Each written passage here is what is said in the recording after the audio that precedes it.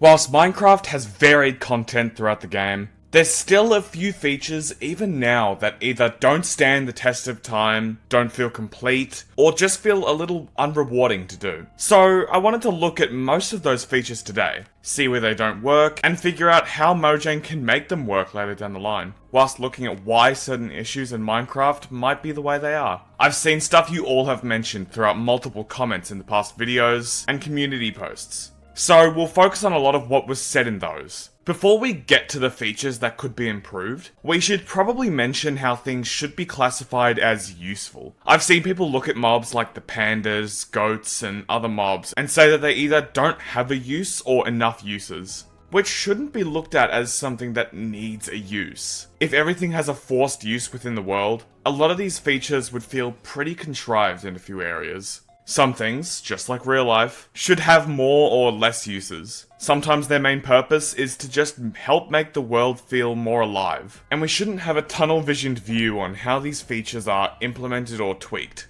One example I can think of is from a mod that I enjoy. Ellender's Cataclysm has a boss called the Ancient Remnant. One of its drops is a skull, which allows you to spawn a smaller variant of itself, which can be tamed by the player using a sniffer egg, which was apparently changed from using a brush on it, which doesn't exactly make logical sense for any of the players I've personally seen interact with it, whilst just feeling like a way to give something a use for a just because it doesn't do much else reason. Stuff like this should be avoided in games, especially Minecraft. If you're going for a more immersive experience, which most of the time does improve the experience of playing any game, the world should feel like the player exists within it, and it shouldn't feel like it revolves around the player, with every little thing being at your disposal to use. Lots of the ideas presented by people do sound cool on paper, but in actuality it can make the content feel unnecessarily bloated, or a bit tedious for what the end result may yield, like the sniffer. While it's easy to dunk on Mojang unnecessarily like I've seen many do,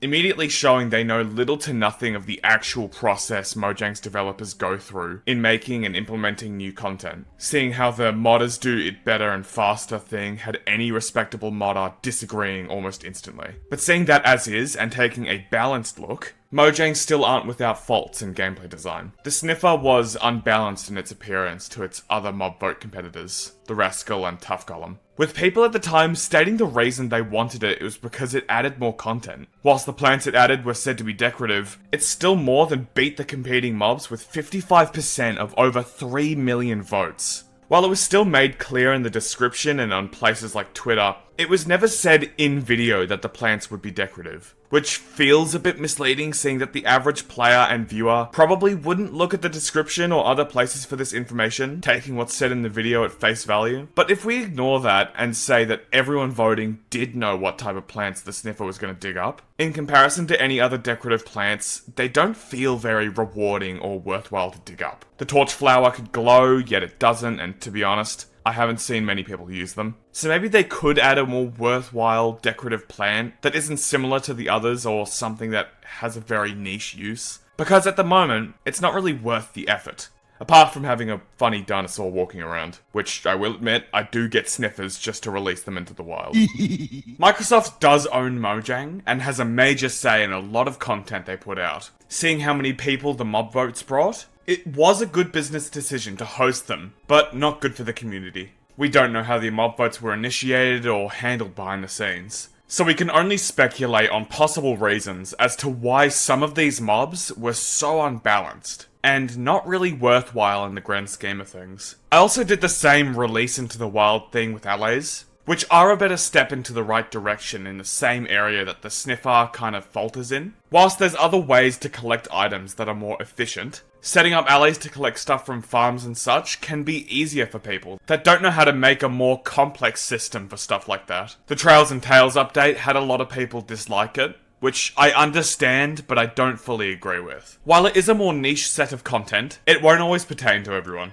People play Minecraft for different reasons. To explore, fight monsters, build great builds, or build complex redstone contraptions. Minecraft being a sandbox game means there should be multiple things to do. If you don't like it, fair. But overall, it doesn't devalue the update for everyone. The Echo Shard is another frequently stated one, which is actually the most fair out of all of them to point out as an underutilized addition. It's only obtained its chest loot within ancient cities. Only 8 of them are needed to surround a compass to make a recovery compass, which points to the user's last place of death, which immediately is useless to any hardcore player, only really being useful to players who don't know where they died. Also, if that place of death is deep underground and they don't know how to get to it, their items will probably despawn anyway within the 5 minutes it takes to despawn. It's only an extremely niche item. Any experienced player who might bring a bed with them into somewhere like the Trial Chambers or an ancient city isn't going to need it either. It could be given more uses, like as another colour on armor trims, but that might mean it'd have to become renewable somehow. Maybe with a skulk block or amethyst. It could make another technical redstone related block, like the calibrated skulk sensor, which by the way is still kind of niche, but really useful when you can use it. So it's more of a sensible situation for that block. Since they've been doing villager enchanted book trading changes, making it so the player doesn't just turn their gameplay into picking up and placing it down a lectern over and over. Instead, they'll be grinding in a similar way to get lapis and XP, picking an enchant, grindstoning it if they don't want it, and repeating. Which, let's be real, isn't the most fun gameplay if you have something like an Enderman farm set up.